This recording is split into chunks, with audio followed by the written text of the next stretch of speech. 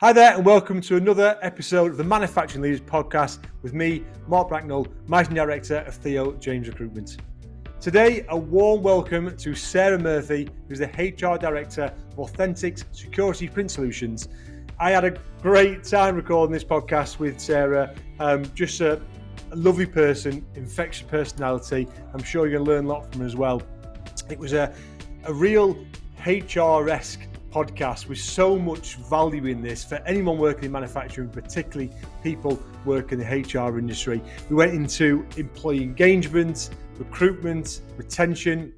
She had some wonderful things to say and the importance of wellbeing in the workplace. Naturally, not just wellbeing to tick boxes, wellbeing actually has made a tangible difference to their business, both in recruitment, retention and reducing sickness as well, which I think was really, really impressive, and people can take a lot of lessons from that. So real interesting stuff. We went right through a journey working for some superb manufacturers in the Northeast, and now her career within Authentix was really interesting, and we talk about her being the first one in within HR and the challenges, but also the pros and advantages of that as well, and ways you can set up and help businesses grow via a good HR professional. But this was a really interesting episode which you're going to learn a lot from, so please enjoy the episode. As ever, would really appreciate if you wouldn't mind liking, subscribing to the channel as well, to make sure we get even better good guests just like Sarah. Thank you very much. Hope you enjoy the episode.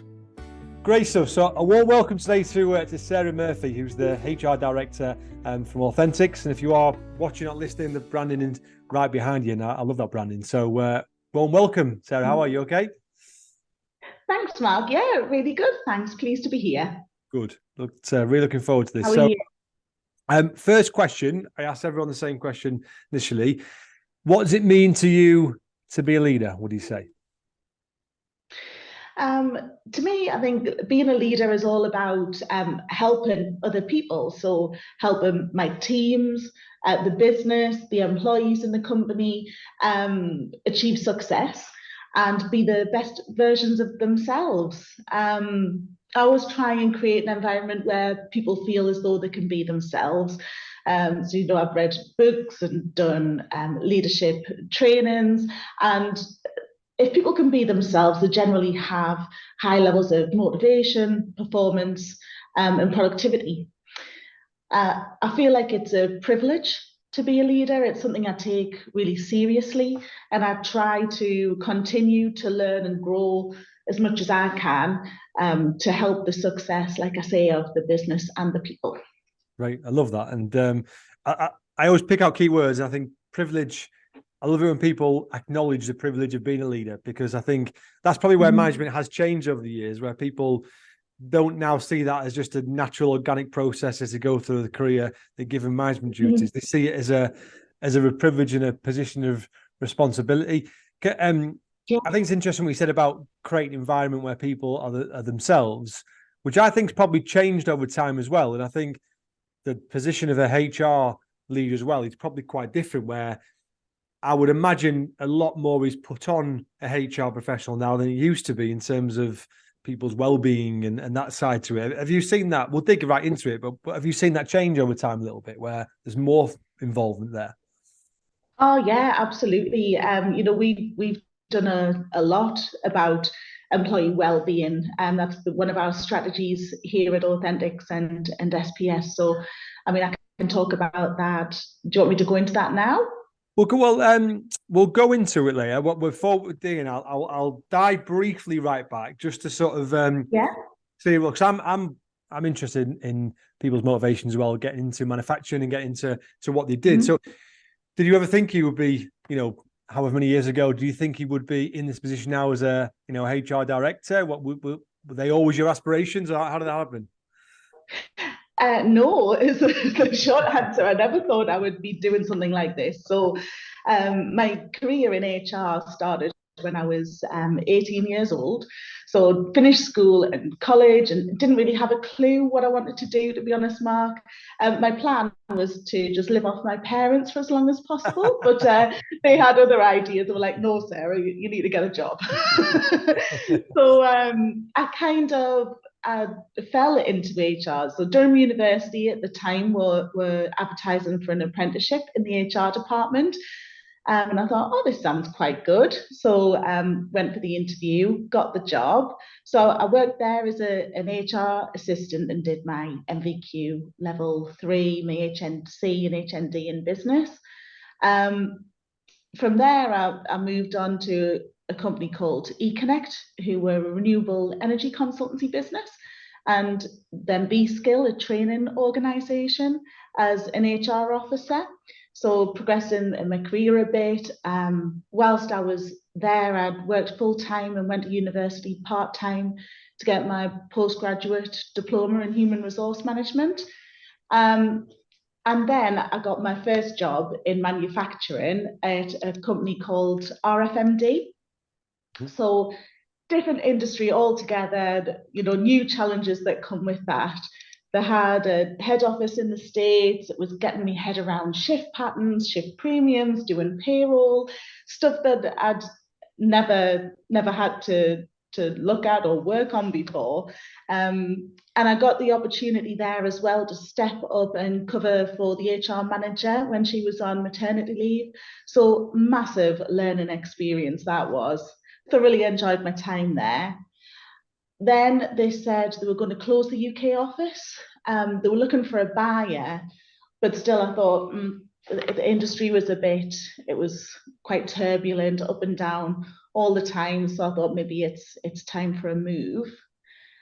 So from there, I went to Caterpillar at Peterlee. Yeah. So again, manufacturing, the products couldn't be more different. Gone from tiny micro devices that go into your mobile phone, which are manufactured in a clean room, to huge articulated trucks. And just to give you an idea of the scale, so I'm 5'10", and I was the height of one of the tires of the truck. So I mean, it couldn't be more different. Yeah.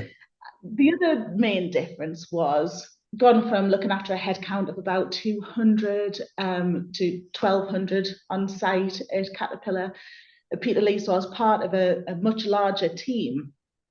And with that, the scope of work reduces a bit. So gone from doing everything, including payroll, to things like employee relations, employee engagement programs, HR projects, that sort of thing. Because when you work for a large multinational, people tend to specialize. So there was a recruitment team, a separate training team, occupational health. So although the scope reduced slightly, the volume certainly increased with the size of the company. There wasn't a lot of scope for progression at CAT. People tend to stay there quite a long time. So I moved on to a company called Calsonic Kansai, which is now Morelli. Yep. So again, manufacturing, I think you know them, don't you? Yes. They make dashboards for Nissan. So I was employed as HR controller there. And then 4 months later, I was promoted to senior HR controller, which has line management responsibility with it. So I had a team of 6. 2 HR controllers and a payroll controller reporting into me. And then there was 2 HR officers and a payroll admin reporting into the controllers. That was an extremely busy and varied workload. Similar in terms of headcount to Caterpillar, but I worked loads of hours, and there was days where I didn't see my daughter at all. I was leaving the house before she was up, and then returning when she was already in bed. And I just thought, this isn't what life should be like. Yeah. Mm-hmm. Yeah. So I thought I'm going to have to try to find something that meets my work-life balance a bit better. Then I was contacted by a recruitment agency and said there's a HR manager role going for Authentix Security Print Solutions in Concert, where I live. So yeah. I was like, wow. I was lucky enough to be offered the role of HR manager here. So we'll say SPS for short because it's easier. Yeah. But Authentix, we are global leaders in authentication and anti-counterfeit solutions. Our customers are governments, banks, brand owners. And for SPS, our main product is tax stamps, university certificates, vouchers, any secure documents. So the headcount for Authentix globally is about 520, and at SPS we're 56 currently. So I started working for SPS in January 2020. I was the first HR professional that employed, and then last month I was promoted to HR director for Europe and Asia Pacific. So that's my journey of where I started and where I am today. And I guess obviously, like you say, you've now held positions in various different size companies, and like I say, that means that despite the fact even the title might be the same in some companies, but drastically different types of roles, and I imagine dealing with different things. For people who perhaps are looking to get into HR, or they're unsure what the job entails. Now, I think there's a lot of people in that boat. We get people apply here for us sometimes, and I ask them, they've got HR or recruitment, and I say, they're two very, very different jobs, but I think it depends on what elements. Like you say, you've got the recruitment side of it, but you've also got the compliance side to it. You've got the people management side to it. Which for you, given all the situations you've dealt with now, are the bits that really motivate you to keep turning up every day in terms of the bits that you really enjoy and you feel like you make a difference, would you say? Yeah, I particularly enjoy the employee wellbeing aspect and the employee engagement side of things. With the employee wellbeing, that's like high on the HR agenda at the moment. It's a big focus for people, and it really has an impact on the business. So we have the Silver Award for the Better Health at Work Award in the Northeast, which it's testament to everything that we do here for wellbeing. So we send a survey out at the beginning of every year and ask our staff, what health concerns would you like us to address in terms of awareness campaigns, stuff like that, any benefits that you're particularly interested in. So we use that data to then form health campaigns that we're going to run during the year.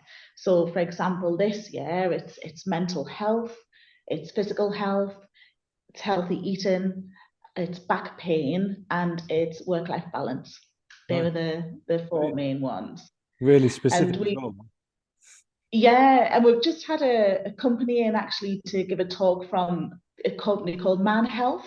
Right. So this was a first because we stopped production so that our workforce could attend. That took a little bit of persuading that one, but I think that just goes to show how much we care about our staff.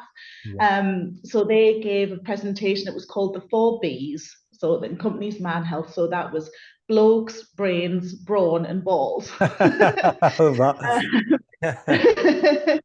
And they just shared information about the 5 preventable killers in men. And the guy who delivered it was really good, and he said, at the beginning, the group of men were kind of arms folded across the chest. What's about? And then by the end of it, when people were relaxed, they were talking about prostate examinations together, and just how it's not that bad. Like, it's important to get things checked and done. So that went down really well. And in terms of the award and the impact on the business, we've seen a reduction in our sickness absence. Really? We've included it in tenders for business. So customers aren't just interested in the quality of our product, what it can do, the cost. There's an ESG aspect. So are you an ethical employer, which we are, and what are you doing to help the well-being of your workforce? So it's helped us win work. It helps with recruitment. If potential employees can say, they must care about the staff if they're doing all of it. Sorry, I could talk about this like all day. No, I find it fascinating, because actually I think what's interesting there is you've seen results from it, because I think a lot of companies are hesitant to do anything which A, may cost money, or B, may cost time of people. And I think Yeah. I'm sure the companies are quite wary of, does it actually work? Is it a tick in a box? Is it just looking like we're doing something? But like you say, there's a big problem with retention, recruitment, and sickness. And I think if to say you've seen signs that even things like that have helped, I think that's a big win, isn't it? Yeah. Yeah. It is. It's something I'm really proud of the team, because we asked for a team of volunteers, health advocates, to work on it. So that, they're doing this in addition to their day jobs. They're really passionate about it. They're very talented, like the campaigns that they've run. So it's credit to them that we've got this award and the impact that has on the business. Yeah. So for you, that is now the impact that has. I imagine for you, that's where you get your motivation, because if that's your baby, I guess, if that's something you've developed over time, that's a super. Yeah, that and employee engagement initiatives as well. I particularly enjoy that, because that's like doing fun stuff. Yeah. That's we have, last year we celebrated our 40th birthday party. Authentix did, SPS. Yeah. So we had a summer party for staff. They could bring their partners along. We had a live band and food and drinks, and that was great. We brought food trucks in. I mean, there's a theme here, Mark. It's always feed food and them. drink. Yeah. But you know whatever works, isn't it? Yeah, exactly. Yeah. I was going to ask you that. Out of all the years of in your HR profession, and I imagine your job a lot of the time is coming in, seeing what benefits they've got, seeing what things you can change. What, in your opinion, actually works? Because I think sometimes companies are wary of just ticking boxes, cycle of work scheme, things that I'm not saying that could be great for one business, but what do you think, in your opinion, actually has worked and you've seen a noticeable difference in employee engagements, retention, recruitment, that type of thing? Yeah. So we do an employee opinion survey every year. Okay. So in July, it's an anonymous survey that's sent round. That's taken very seriously. It goes through to all staff within Authentix. Yeah. The managers get the results and they build action plans around it to see how we can improve. And that's something that's measurable, because we ask the same 12 questions every time, so we can see where progress is being made, and how engaged people are in the workforce. And I truly believe that employee engagement is foundational component to workplace outcomes. One of my favorite quotes from Richard Branson, I've got it printed out and put up on my office wall, is that clients do not come first, employees come first. If you take care of your employees, they'll take care of your clients. And I think that's so true. So doing what we can around employee engagement, like the fun things, and also giving them a voice, through the surveys, through one-to-ones, and doing what we can on the back of that, I think pays dividends. Yeah, 100%. Apologies for interrupting this podcast for a very quick 30-second pitch of my business. Theo James are a specialist manufacturing and engineering recruitment search firm based in Seaham in the Northeast. If you're looking for any staff or a new opportunity yourself, from a semi-skilled level right the way up to C-suite executive, then please get in touch. We have a specialist consultant in each discipline ready to help. I'm extremely proud of what we've built over the years, and I'd love to extend that service out to you. Thank you. Enjoy the podcast. Have you seen any any drawbacks, any people who, I imagine when you come into a business to try and sell that to a leadership team, or even sell that to, like you say, 300 operators, do you get any sort of initial kickback from the team to do that, would you say? In terms of employee engagement? Yeah. Well, the leadership team are all for it. They want to see what the results are and how we can improve. It's all done electronically, so trying to manage how the production staff can have time off the job to do it. Some of them are like, oh, look, I just want to come in, I want to do my job, I want to go home. I'm not really interested in any of this. So it's just talking to them and saying, why do I have to do this, Sarah? And I'm like, well, it'll take you 5 minutes, first of all, and you get the opportunity put your views across on things that are working well, not working so well, so that we can try and make things better. So I think there was probably a bit of persuasion from our production team Yeah. to get involved with it. But now they've seen that we're sharing the results, and they're like, oh, they are actually, listening to what we're saying. And you've actually Trying to made make. changes off the back of it, which I think is the most important thing, isn't it? Yeah, so we did it for the first time at SPS last year. So July, the survey will be coming out again. So, I'm really interested to see Yeah. if there's been a movement in those scores. Hopefully they've moved up and not Yeah. down. But we'll see. And if they have moved down, then we're obviously doing something wrong and we'll address it. For you, like you say, in terms of the different positions you've had, I imagine coming into a business which perhaps hasn't had a long established HR team. I imagine when you went to a Caterpillar, like you say, really established team, really established business, you probably had a role there Yeah. to do. I imagine that's very different to Mhm. a company which isn't at that stage. How much of a challenge is that? Or do you actually quite enjoy the fact that there are things you can just create yourself? Yeah, so when I joined SPS, like I said, I was the first HR person Yeah. in. The company had been going for 37 years by the time I joined. So some of the pros of that are I can grow the function, I can make it my own, I can introduce some more staff benefits, so our package is a bit more competitive in the market. And when I joined, Authentix had taken over SPS about 6 months prior, so there was a lot of work to do with the SPS integration into Authentix.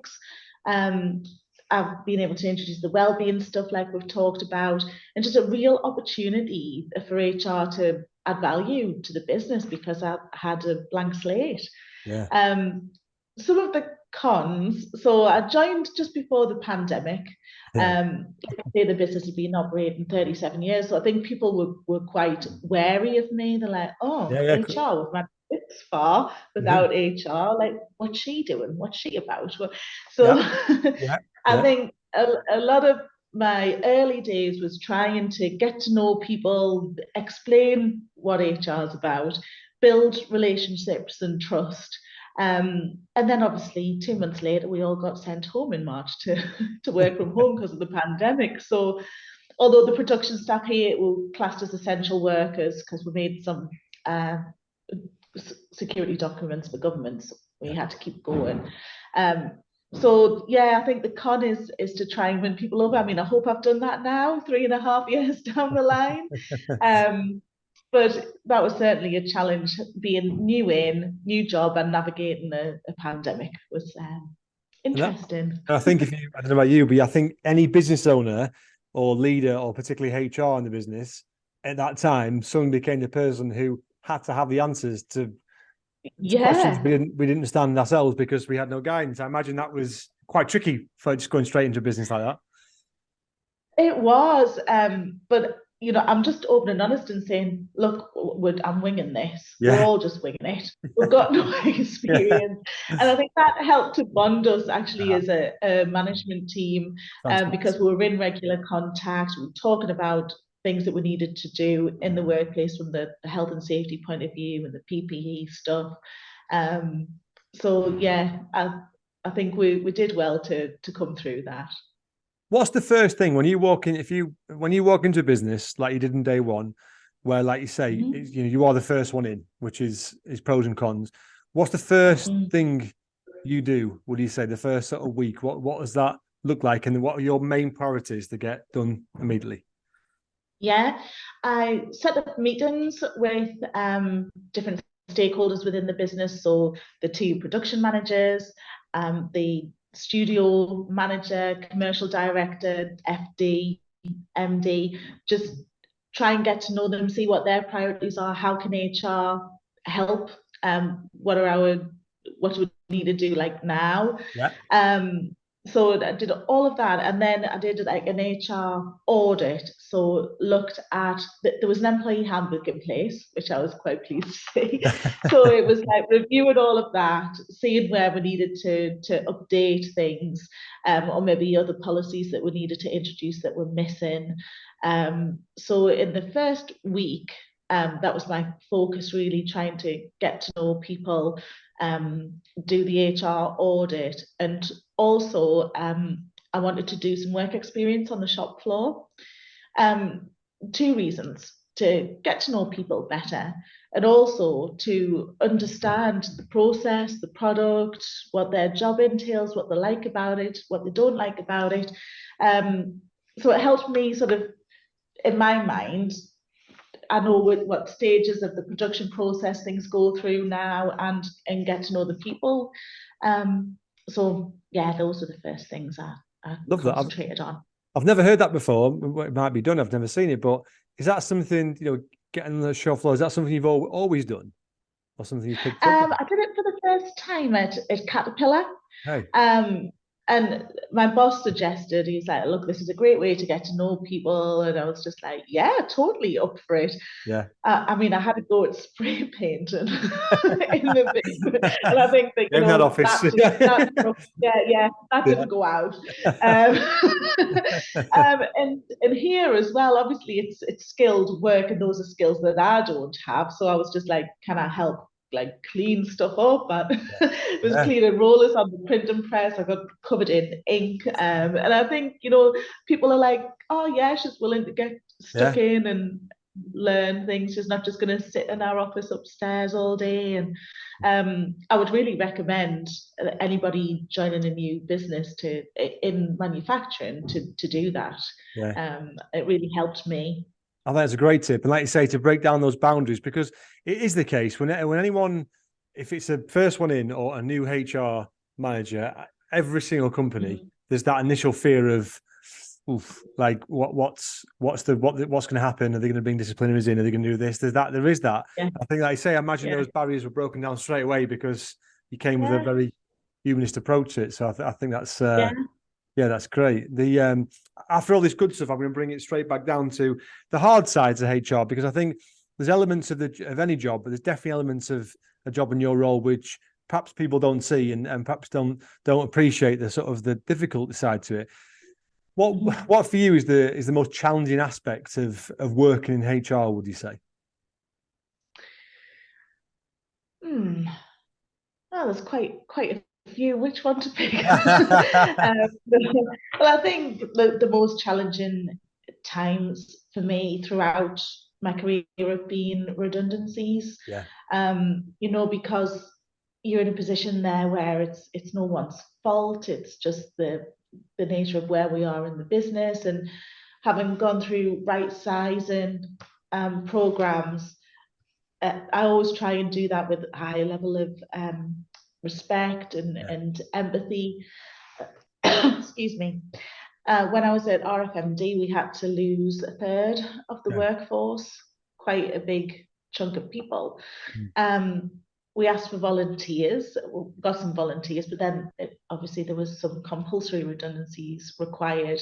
And I think just that is challenging, because sometimes I can switch off from work, and by the time I get home and making tea and family stuff, I can leave it behind. But I tend to struggle to do that when it's redundancy situations. But one of the things I'm proud of at RFMD is when the business ramped back up, we contacted a lot of people that were made redundant and said, would you consider coming back? It's not a permanent contract at this stage, it's a fixed term contract. And they left permanent jobs to come back to RFMD. And I'm not just saying that's how the redundancy process was managed. Obviously, I good managers and I started working there. But obviously, you didn't leave a sour taste, did you? That's the thing. It's the mouth. Yeah, exactly. And if you can do that and provide people with as much help, so getting in touch with recruitment agencies like yourselves and saying, well, we've got this situation, do you want to come in and have a chat to the staff, like what roles have you got, that doing those extras that you don't have to do to help people on their way. Great. So I think that's probably the most challenging things. If you look at manufacturing as a whole, I think manufacturing has its challenges, I would say, probably more so than ever to some extent in terms of things changing.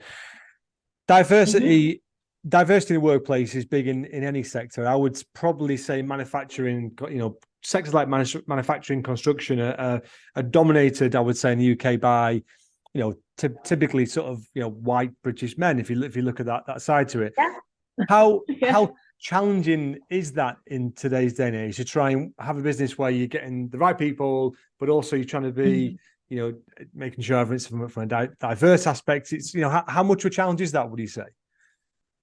Yeah, it's certainly a challenge. You're exactly right in what you say. I mean, SPS, here we're manufacturing northeast of England, predominantly white male, British.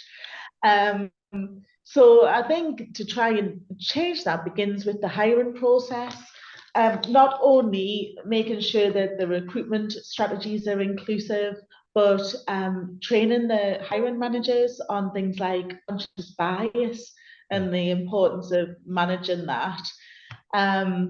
We already promote pay equality, stuff like that. So I think, we've got an opportunity here to try and address diversity as part of our next recruitment drive. So we'll look to do that, like I said, by making sure strategies are inclusive and training our managers on unconscious bias.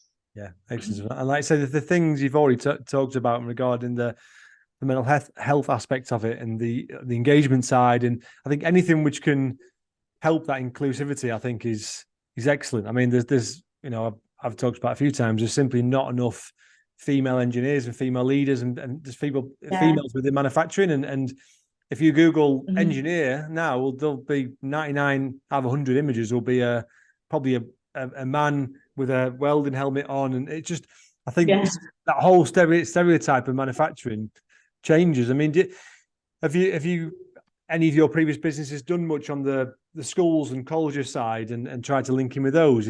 How important do you think that is? What do you say? Yeah, Caterpillar certainly did that. They had the resources to be able to do that. So a separate training team and an apprentice manager. So we used to bring apprentices through regularly. And it was going out to schools on programs, talking to the students, and that was like primary and secondary. Some of our female engineers would go out and say, have you ever considered a career in manufacturing or engineering? This is what we do. So I think that's really important to get that message out to schools and colleges to say, like, there's this option that people might not have considered already. No, I do. I massively agree. I think it's probably the biggest aspect that we need to look at manufacturing, because if we're looking at the skills gap and that side to it, something needs to change. I mean, SPF where you are now, what would you say is the biggest challenge they have, which might affect the next sort of 5 years? Would you say typically is that being discussed? In general terms for manufacturing challenges, I mean, coming through COVID and Brexit has had a huge impact on the business, and I think to come out of both of those and still be a successful company is something that we're really proud of. But right now, I think the raw material costs are much higher. The oil and gas prices have affected the paper prices tremendously. So obviously we're in a print and security print company, that's one of our major costs. And that's difficult, especially when our target market is governments or public sector that have really strict budgets, not a lot of wiggle room. So that's certainly a challenge for us at the moment. And I would probably say the reducing marketplace due to technological advancements. So a lot of paper products like tickets or vouchers you get on your mobile phone now. Checks are very rare. I think there's only my dad that still uses checks because most people can transfer money off their phones. So I think those two post-COVID and Brexit are the main manufacturing challenges we've got.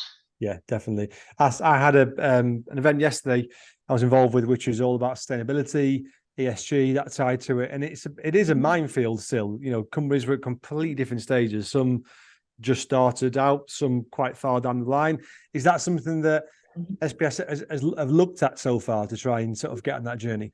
So, Yeah, absolutely. And Ryan, who's our commercial manager, is looking at well, it's a system called EcoVadis, and that has it gives you a rating at the end of it, which we can show as a company where we are. And it's things like what are we doing for green yeah, energy, but it also looks at the um, labour and human rights aspect of it, and it's asking if we've got all of these different policies. So um, we're looking at that as a starting point, seeing what our score is, and then how we can improve that.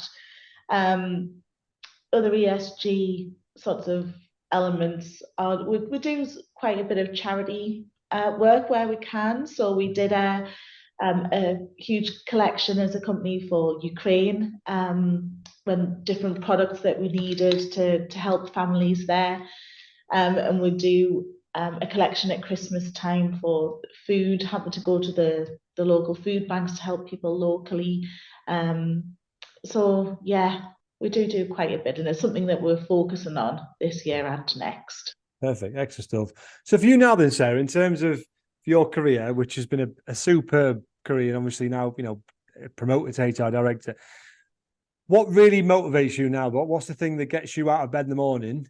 And you perhaps Mhm. don't need 2 cups of tea. What's the thing that really sort of excites you nowadays? For me, it's making a difference. Making a difference. It might sound corny, but making a difference to the company, doing what I can to make that a success, and for the employees and my team. Like I get so much satisfaction, when someone does well, or I'm able to recognize them through, we've got a recognition scheme. So different teams that I lead as well, like the wellbeing team, and then there's a Authentix, that's what we call it, it's like an employee I like that. engagement initiative Yeah, team. So yeah. So that's what really inspires me is driving success of the company and the employees. nice. And what I really like about that is the fact that company size, like you say, that site, was it 55 people on that particular site? You know, Yeah.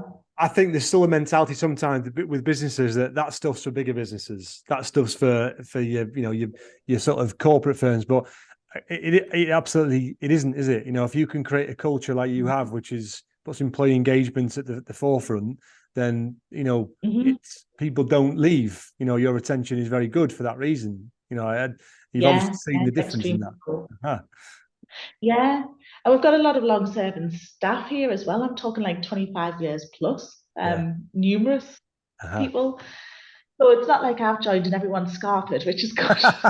Always a good sign. Yeah, it is. Yeah, but it Yeah. must be great to know that even despite that, the stuff you've put in place is having a tangible difference. And like you say, it'll be interesting to see. I'm sure when that report comes out that you'll see the difference in the engagement and general staff happiness. But I just think it's great how companies are starting to do this now. And manufacturing is a sector which is probably a little bit behind some sectors mentality wise. So I think more and more companies are doing this now, not just because they have to, because they want to do it and they want to make sure, like you say, you get back to your Richard Branson quote, 100%, you look after your staff and it's the most important Yeah. thing. And I'm definitely seeing we are in a privileged position, I guess, to some extent, where we get to understand why people enjoy positions and won't leave and don't enjoy a Mhm. position and want to leave. And more and more now, it's about being given a voice and being given a Mhm. platform to be able to express their frustrations, but actually more importantly, to listen to when those things are changed. And Yeah. credit to your business you've done that. I think it's superb. I mean, plans moving for the next 12 months. What's on the agenda for SPS? What's happening? Yeah, so we are looking to embrace the digital future, Nice. use it to enhance our products. And although I spoke a bit about that market reducing, there is still a great want and need for a paper product with high security on it. So we want to make sure we're at the forefront when it comes to winning those jobs. And to grow as a business and diversify. into other sectors. So since I've joined SPS, we've had 3 other acquisitions. So one in India, one in the Netherlands, one in New York. And that's really strengthened our portfolio. So we have an end-to-end customer solutions now. We don't have to outsource to less experienced companies. So I think it's a really exciting time as Authentix continues to grow. Mergers and acquisitions are a common theme of our yearly corporate strategy. And I'm excited to see where that takes us and how it can help support it. Brilliant. I love that. I've got a few quick fire questions which I didn't tell you about, so no planning for this one. Thanks, Mark. Thanks very much. You might guess them. So, who's the best manager you've ever had and why? What do you say? Best manager I've ever had and why?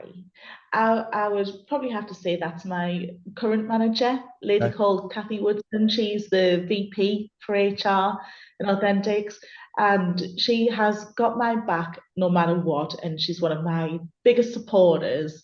And she's created this environment where, if you've made a mistake, Kathy, this has gone wrong. And she's just like, it's okay, no one's died, we'll sort it out. And even though she's based in our head office in Addison, I don't feel like there's any distance there at all. She's just like, reach out on Teams anytime, which I do regularly.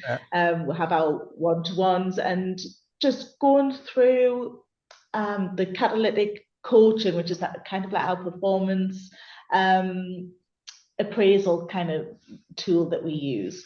I'd said to her, I've worked in HR for 25 years now. It still surprises us when I say that. I've always done UK stuff. I'm interested in learning more about the business with Authentix, other countries. How can I help support? And she's just like taken that and ran with it. And now here I am. I'm like, oh, okay. Maybe that's what you wish for. But no, she's brilliant. I couldn't ask for a better boss, really. And I think I'm going to highlight the fact there you said that she allows you to make mistakes. Do you know what I mean? That she doesn't, and I think that's a real key aspect of management, that it's not this fear bubble where if I make a mistake, I'm going to be told off, because you learn from mistakes. Of course you do. It's only happened once now, Mark, I have to say. Yeah, but it was a bad one, yeah. I love that. If you have one, biggest influence from, I guess, outside of the working world, could be business, entertainment, sporting world, anyone that sort of sort of comes to your mind, which is inspiration. This is going to sound so corny as well. It's probably my dad. I like that. Yeah, I love that. Yeah. Yeah, so when we were young, my mum gave up work to look after me and my sister, and support my dad in his career. We didn't have a lot of money when we were younger growing up, and had such a great childhood, because it's not about the material things. But then just seeing my dad grow in his career, and so he was sales director for a large company as well. So kind of I've always thought I want to be like him, and well, I guess I am to a certain extent, although he'd probably say, you're not like me, you. that drives from him, I guess. Yeah, it definitely is. Yeah. And seeing him being successful and bossing it, and I'm like, I want to do that. Yeah. No, that's great. Excellent. 3 things or words that make up a good leader, what do you say? First thing that comes in your mind. Empathy is the first one.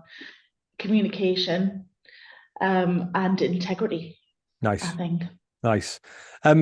Best book or podcast you've ever read, listened to, anything which has helped you? A book called Radical Candor by Kim Scott. I don't know whether you've heard of that before.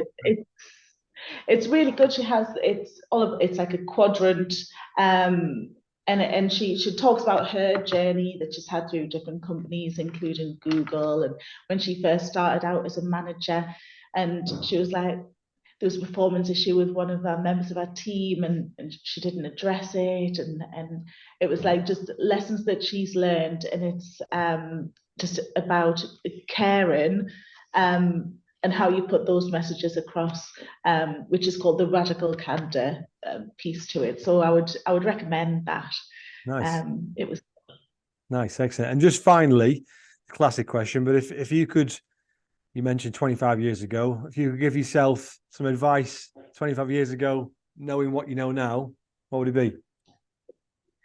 I think it would probably be to have more confidence in my abilities. I think, I was quite shy. I'm just imagining people that I work with now listening to this podcast, laugh and go thinking, really? But in the early days, quite shy and didn't want to move outside my comfort zone at all. And so I think it would just be to have more confidence in your abilities. I mean, I'm saying that I'm really outside of my comfort zone now doing this with you, Mark. You can't tell that. It's a bit nerve-wracking. So yeah, I think that's what I would say to my younger self. Perfect. And look, this has been really, really good. So I've really enjoyed it. I think, you've had a brilliant career, and that's easy to see. But I think what's more important is you've still got the passion, the drive there, and you wanted to make a difference, and you can see how much of a difference that's already made in the business. And actually, the fact that you care so much about your staff there and wanting to make a difference, and it's not just coming to work and ticking a box and turning up. You actually want to make a difference to the staff, and I think I'm seeing that more and more now in manufacturing, which I think is perfect, and really highlight that. So thank you very much. I really appreciate it. Thank you for your time. Thanks for having me.